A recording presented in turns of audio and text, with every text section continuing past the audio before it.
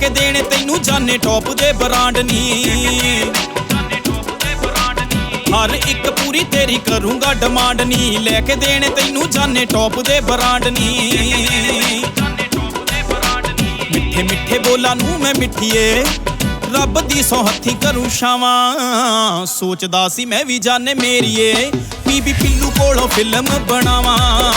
ਸੋਚਦਾ ਸੀ ਮੈਂ ਵੀ ਜਾਨੇ ਮੇਰੀਏ ਬੀਬੀ ਪਿੱਲੂ ਕੋਲੋਂ ਫਿਲਮ ਬਣਾਵਾਂ।